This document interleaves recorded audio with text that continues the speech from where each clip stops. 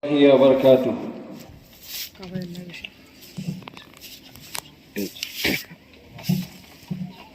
الحمد لله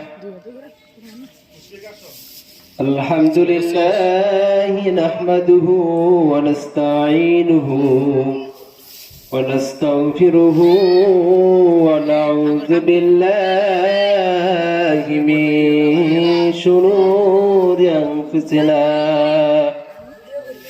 من يهد الله فلا مضل له ومن يضلل فلا هادي له ونشهد أن لا إله إلا الله وحده لا شريك له ونشهد أن سيدنا ومولانا محمدا عبده ورسوله أرسله بالحق بشيرا ونذيرا بين يديه الساعة من يطع الله رشدا ومن يعصهما فإنه لا يضر إلا نفسه ولا يضر الله شيئا. أعوذ بالله من الشيطان الرجيم. بسم الله الرحمن الرحيم. يرفع الله الذين آمنوا منكم والذين أوتوا العلم درجات. صدق الله العلي العظيم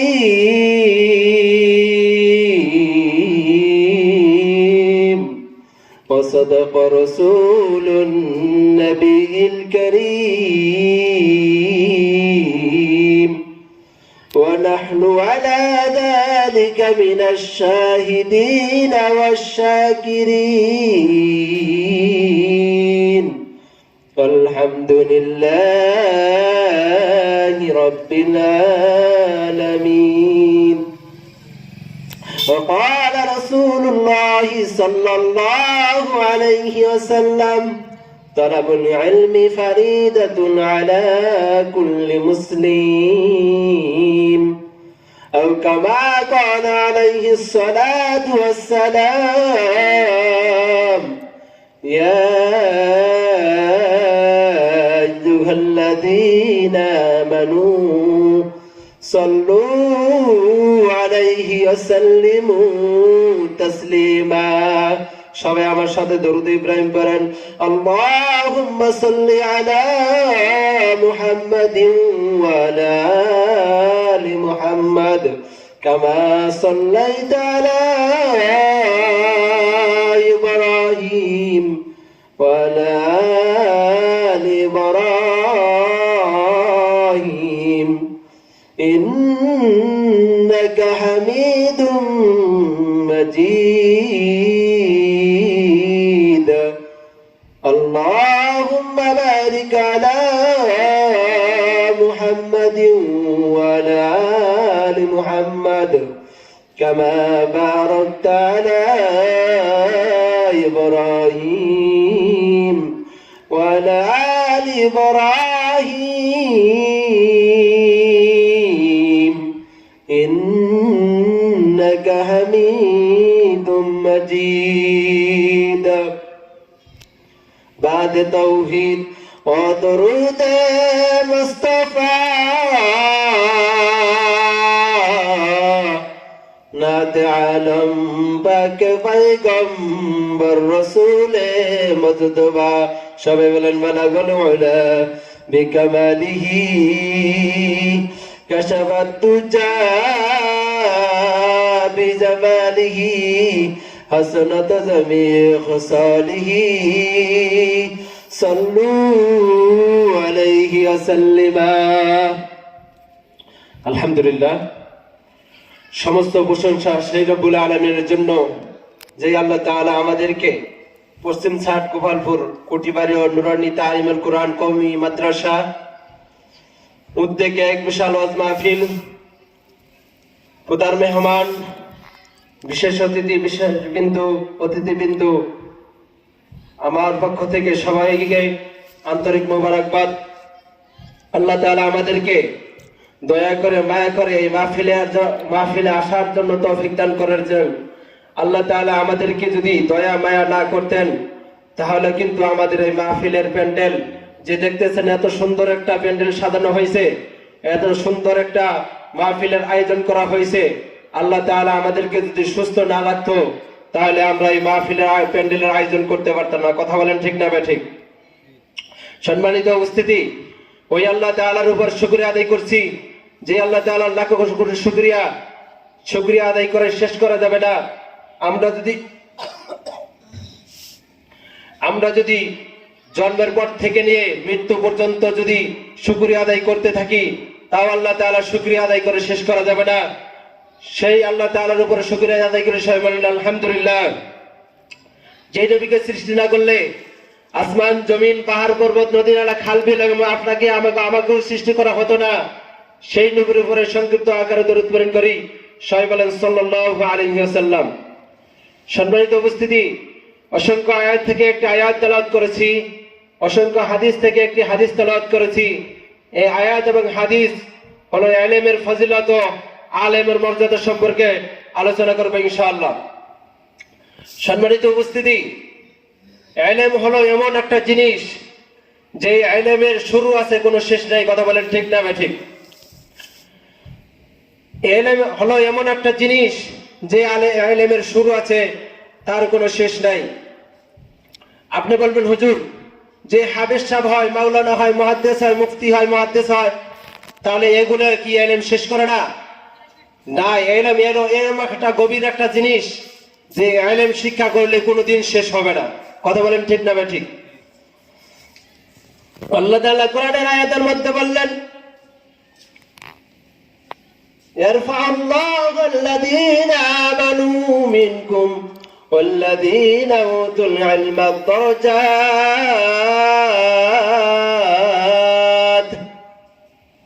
আল্লাহ তাআলা বলতেছেন, তোমাদের মধ্যে যারা ঈমানদার এবং এমন ইলম প্রাপ্ত, যেরকম ভাবে আল্লাহ তাআলা বলতেছেন তোমাদের মধ্যে যারা ঈমানদার আর যারা ইলম প্রাপ্ত, আল্লাহ তাদেরকে এই মর্যাদা উঁচু করে দিবেন। সবাই বলেন সুবহানাল্লাহ। আমরা যদি হাফেজ হই, মাওলানা হই, তাহলে আমাদের ইলমের আরো বাড়াইতে হবে। সবাই বলেন সুবহানাল্লাহ। আমরা যদি আল্লাহ তাআলার কোরআন তেলাওয়াত করি, যদি আল্লাহ তাআলার কোরআন তেলাওয়াত করি, নবীর শনে নবীর আহকাম মেনে চলি, তাহলে আল্লাহ তাআলা আমাদেরকে তার নিয়ামত আরো বাড়ায় দিবেন। আল্লাহ তাআলা আরেক আয়াতের মধ্যে বলতেছেন, লা ইন শাকিরতুম লা আযীদান্নাকুম ওয়া লা ইন কাফারতুম মিন আযাবিল শাদীদ। আল্লাহু আকবার। যেরকম ভাবে আমার নিয়ামত পাইয়া যেই বান্দা আমার নিয়ামতের শুকরিয়া আদায় করলো, আল্লাহ তাআলা তার নিয়ামতকে আরো বাড়ায় দেন। সবাই বলেন সুবহানাল্লাহ। আর যেই বান্দা আমার শুকরিয়া আদায় করলো না, তাকে আমার সত্য আযাবে গ্রেফতার করি। সবাই বলেন নাউযুবিল্লাহ। যেরকম ভাবে আল্লাহ তাআলা, আমি শুরুতেই বললাম, আল্লাহ তাআলা শুকরিয়া আদায় করে শেষ করা যাবে না। আল্লাহ তাআলার আমরা প্রতিদিন শুকরিয়া আদায় করার চেষ্টা করব।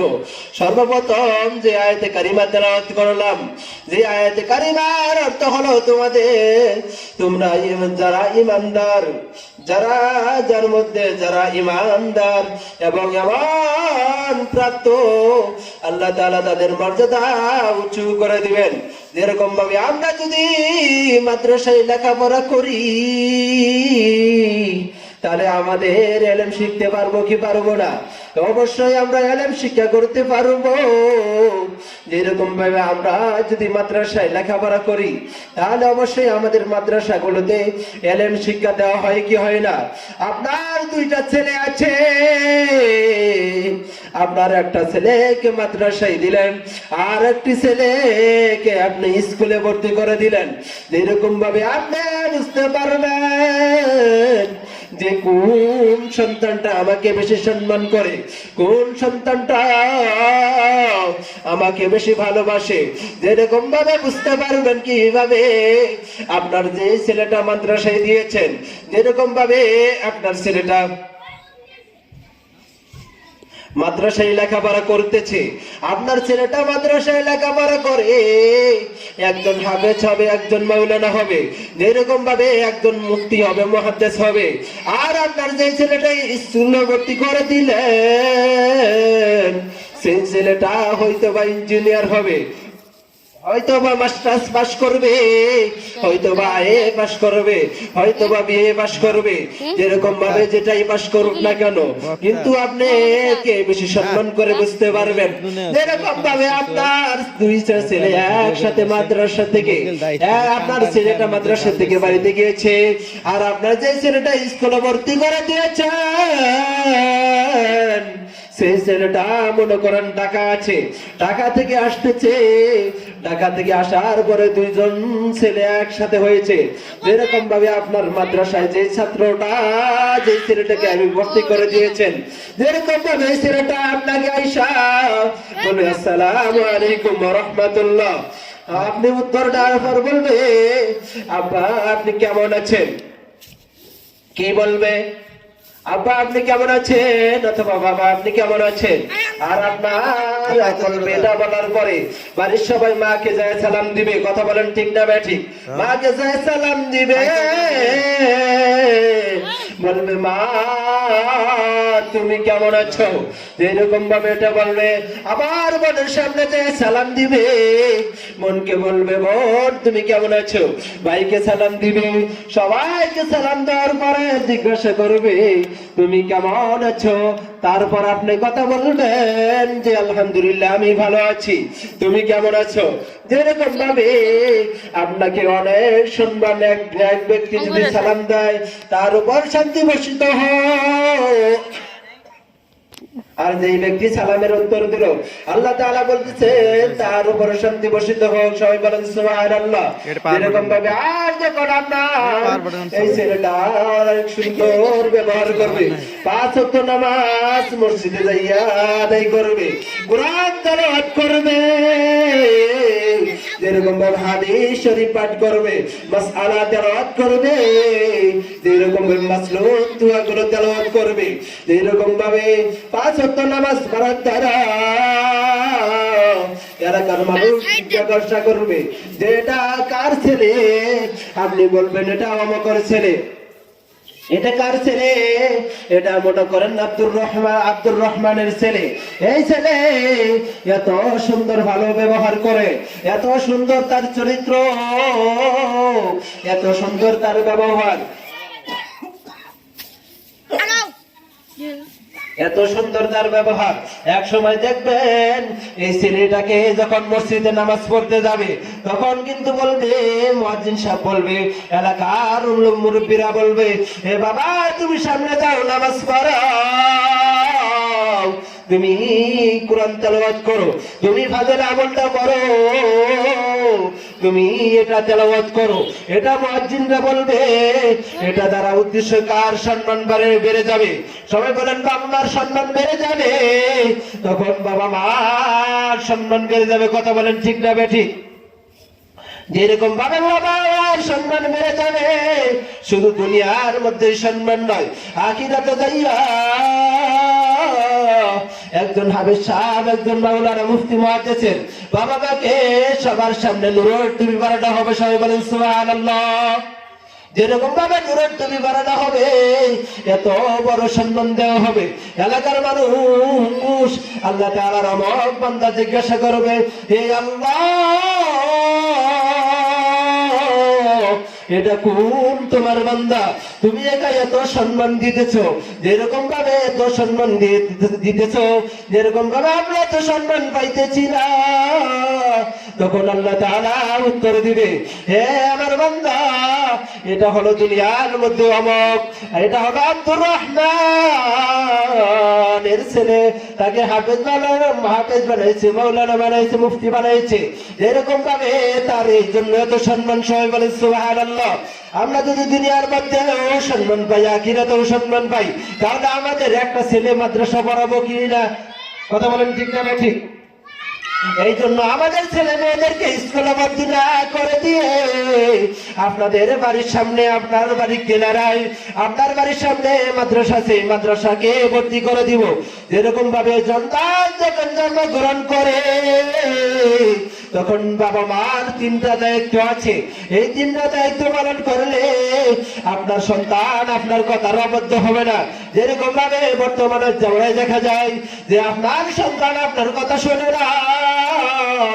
আপনি যদি টাইনে যাইতে বলেন ভাবে যায়, আপনি যদি ভাবে যাইতে বলেন তাহলে টাইনে চলে যায়। যেরকম ভাবে আপনি পিছনে যাইতে বললে পিছনে যাওয়ার সামনে চলে যায়। যেরকম ভাবে আমরা যদি এই 3টি দায়িত্ব পালন করি তাহলে আমাদের সন্তানরা আমাদের কথার অবদ্ধ হবে না। তো সর্বপ্রথম নাম্বার হলো, আমার ছেলেটা অথবা মেয়েটা জন্মগ্রহণ করার পরে, আমার ছেলেটা জন্মগ্রহণ করার পরে যখন আমি ডান কানে আযান দিয়ে দিব, ডান কানে কি দিয়ে দিব? ডান কানে আযান দিয়ে দিব, আর বাম কানে ইকামত দিয়ে দিব। সর্বপ্রথম কাজ হলো তার সন্তানটাকে আমি ডান কানে আযান দিয়ে দিব আর বাম কানে ইকামত দিয়ে দিব। সর্বপ্রথম এটা হলো আমাদের কাজ। দ্বিতীয় নম্বর কাজ হলো আজান দেব। আযান দিবেন।